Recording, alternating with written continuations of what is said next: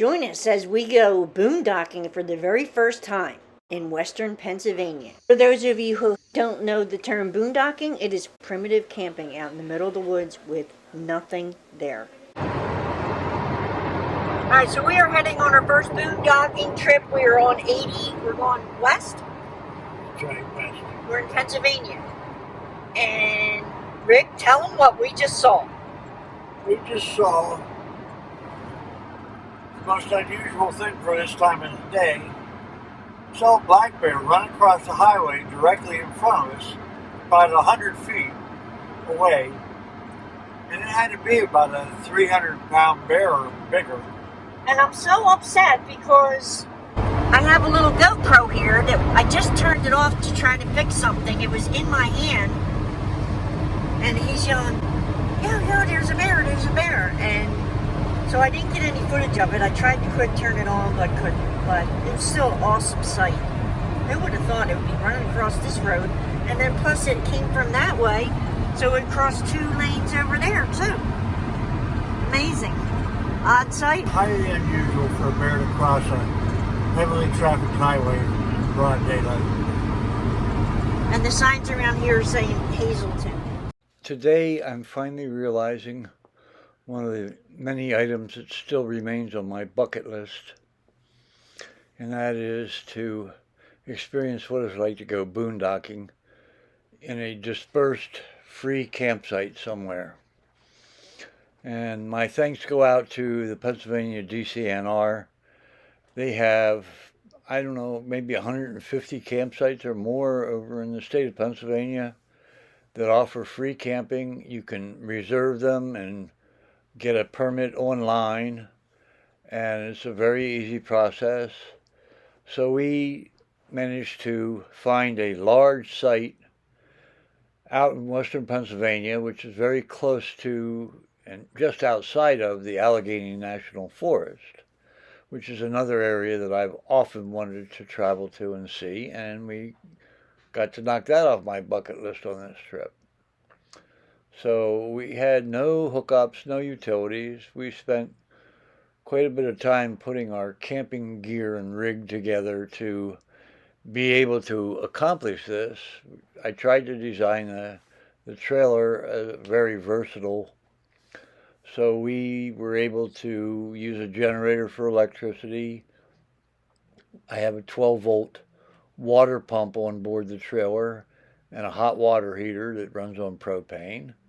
And we used a number of 7-gallon water containers over the course of the week to be able to shower and live in relative comfort, because we could use our refrigerator, we could use lights inside our canopy that we have a wall kit for, and it's a lot of creature comforts with not a lot of expense.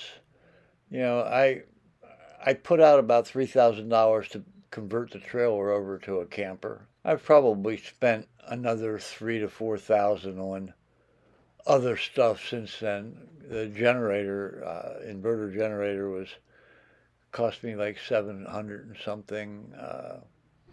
The canopy was $100. The wall kit was another $80.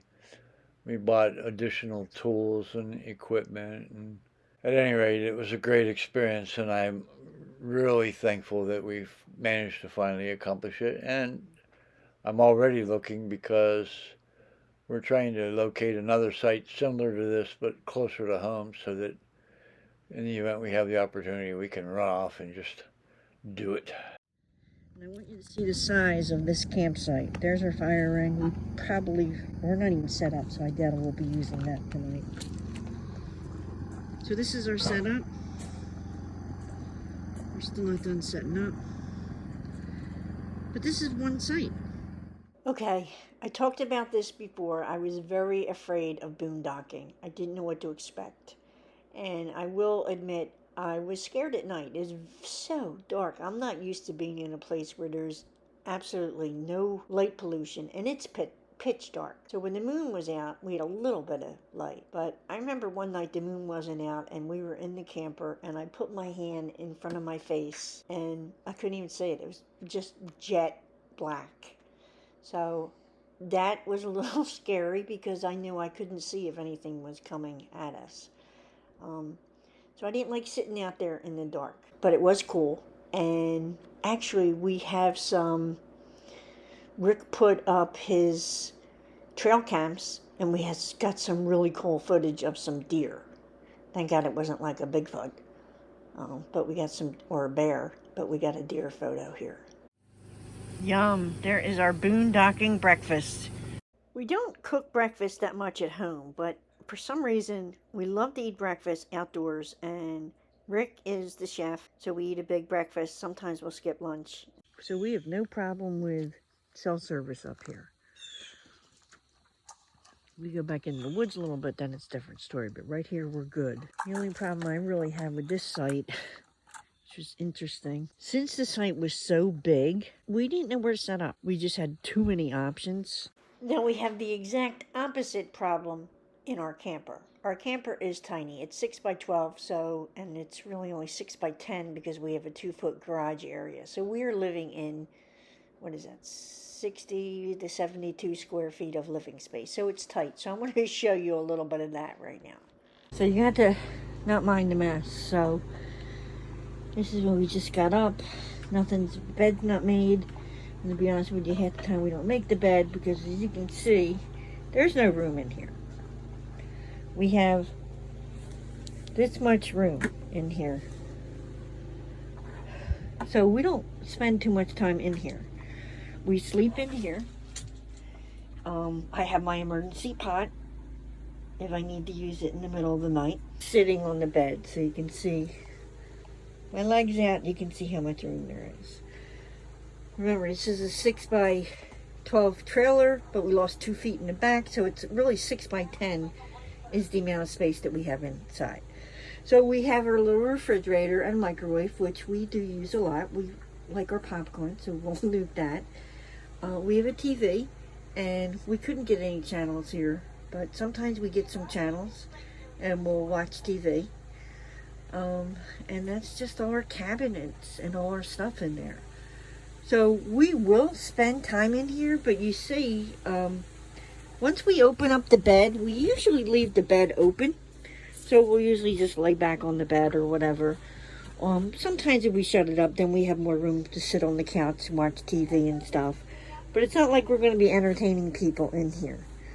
I'll show you in a minute because this is what we have. Hi, Rick. Hey. So that acts more like our kitchen living area. So let's see everything that we've got in here that we stashed in here for the rain. I am still editing video.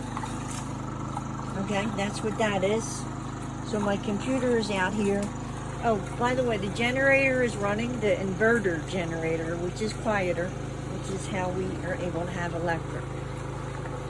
We strung our lights up here. We've got a little electric heater there, which actually it's a little nippy out, so it's a little damp. So this really helps that. Rick is boiling water so we can do some dishes, and he's making a pot of coffee. This is our new ice chest that we just bought. Did really, really well. We still got a block of ice in there. It's amazing. Bought that ice last Tuesday. I know, a week. 7 days today. 7 days. It's amazing. Kitchen back here and garage area. So a lot of our storage and stuff is back here. So a lot of times we'll cook right here, or we have a coffee pot right there. Here's the shower. So last night we just had the doors open this way and took a shower right out here. It was wonderful with the hot water.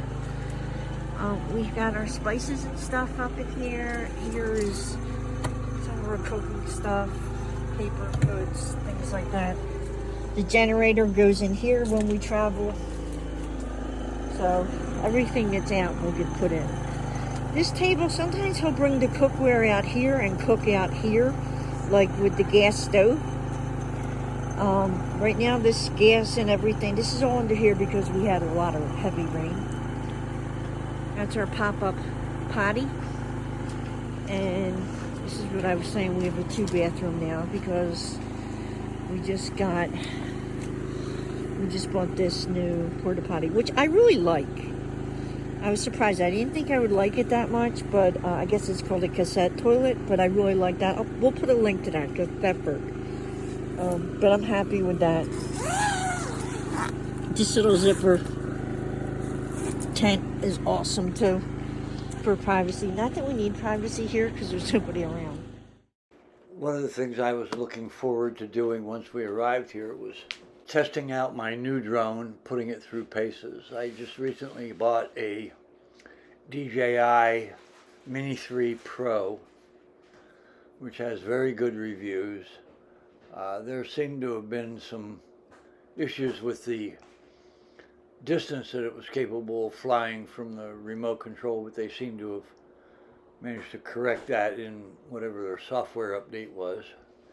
And I was very impressed with the ability of this drone in terms of the fact that it has a camera that can zoom up to 4 power depending on what resolution you're filming in, and it also just has some very sophisticated software to stabilize the drone itself as well as the camera images.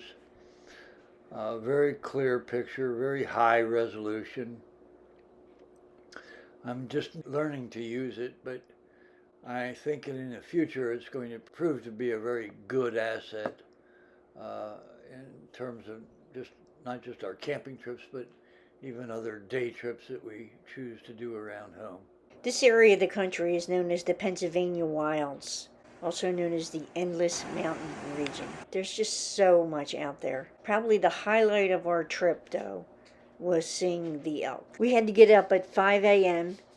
and travel an hour in dark, windy roads through the mountains to see the elk. We went to Benzett, Winslow viewing area, and we were fortunate. As soon as we pulled up, I'm like, I see an elk. I could see his rack standing up. There was a crowd of people around him, and so we got out and filmed that for a while. And then later on we went for a walk, and that was the really magical experience because Rick and I were alone and came across 2 elk, and we just felt like we had an intimate moment with them. So that video is right up here if you want to check that out. And we even got a chance to hook the canoe up with the outriggers and the outboard motor, and we went fishing in the Allegheny Reservoir. And I cast my line and within 30 seconds caught a bass. So I caught it. Cool. He just took it off. She caught it. So how big is it? 10, 11 inches. And it's a bass? That's a bass, yeah. All right, you gonna throw him back? Yes. Say bye, fishy. All right, just a quick message, and then I'm going to tell you about our close call, or I thought it was a close call, with our medical emergency.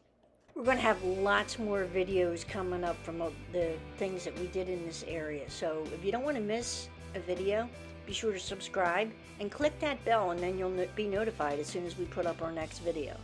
Like I said, there was tons of things to do around here, so we're going to have a lot of neat videos.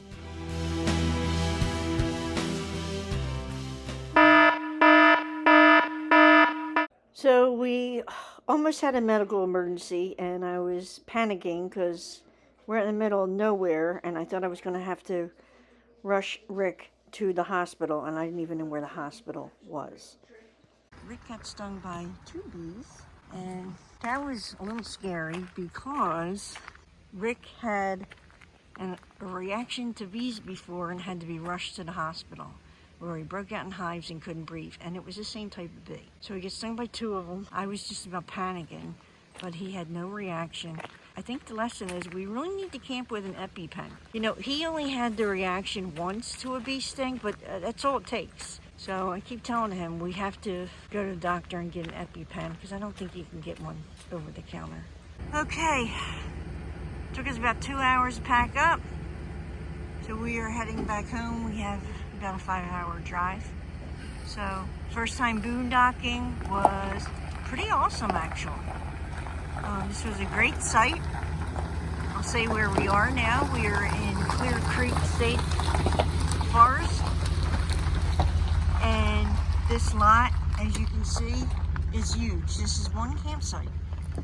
It was free. All we had to do was register in advance for it.